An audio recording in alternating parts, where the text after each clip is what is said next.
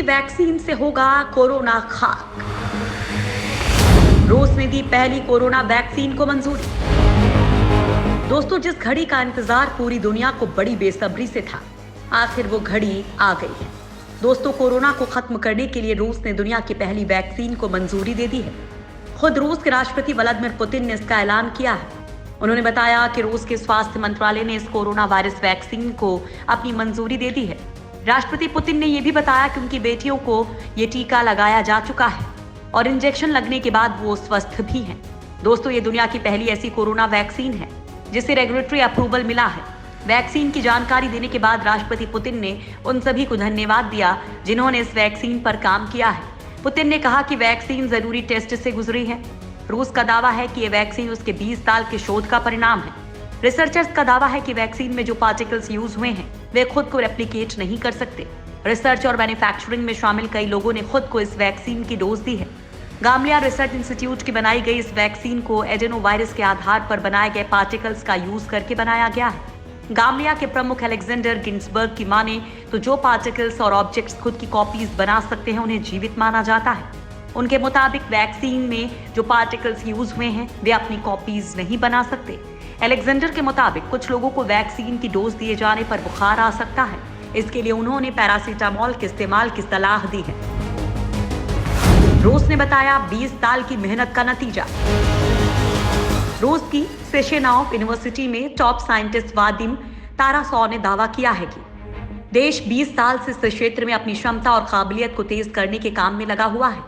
इस बात पर लंबे वक्त से रिसर्च की जा रही थी कि वायरस कैसे फैलते हैं। इन्हीं 2 दशकों की मेहनत का नतीजा है कि देश को शुरुआत शून्य से नहीं करनी पड़ी और उन्हें वैक्सीन बनाने में एक कदम आगे आकर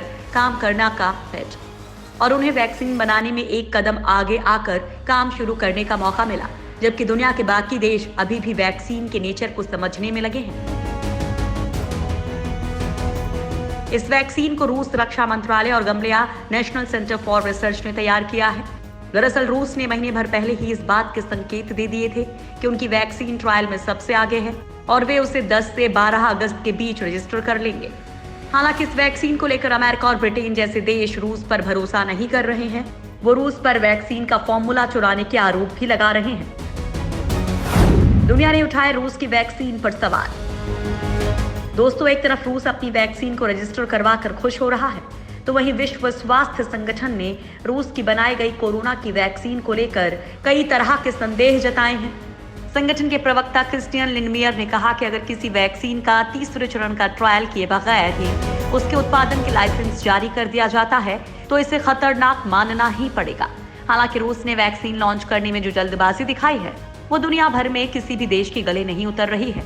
इसी हफ्ते ये वैक्सीन नागरिकों को दी जाने लगेगी, मगर वहीं पर इसका विरोध भी होने लगा है।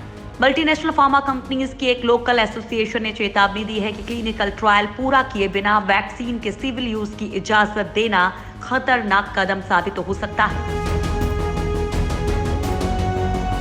स्वास्थ्य मंत्री मिखाइल मुराशको को भेजी चिट्ठी में association of clinical trials organisation ने कहा है कि अभी तक 100 से भी कम लोगों को डोज दी गई है।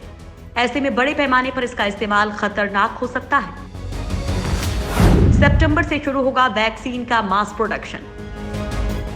दुनिया चाहे कुछ भी कहे, लेकिन रूस ने वो कर दिखाया है जो अमेरिका और चीन जैसे देश नहीं कर पाए, और शायद इसी खींच की वजह से अमेरिका और ब्रिटेन जैसे देश वैक्सीन में खामियां निकाल रहे हैं। जबकि रूस के रक्षा मंत्रालय के मुताबिक वैक्सीन ट्रायल के परिणाम सामने आए हैं, उनमें बेहतर इम्यूनिटी विकसित होने के प्रमाण मिले हैं। दावा किया गया है कि किसी वॉलंटियर्स में नेगेटिव साइड इफेक्ट नहीं देखने को मिले हैं। लैब को वैक्सीन का अप्रूवल मिल चुका है और अब ये लोगों तक पहुंचाई जा सकेगी। रूस सरकार का दावा है कि देश में सितंबर से वैक्सीन का उत्पादन शुरू किया जाना है। वहीं अक्टूबर से राष्ट्रीय टीकाकरण अभियान शुरू किए जाने की भी योजना है। फिलहाल वैक्सीन की पहली डोज डॉक्टर्स और टीचर्स को दी जाएगी।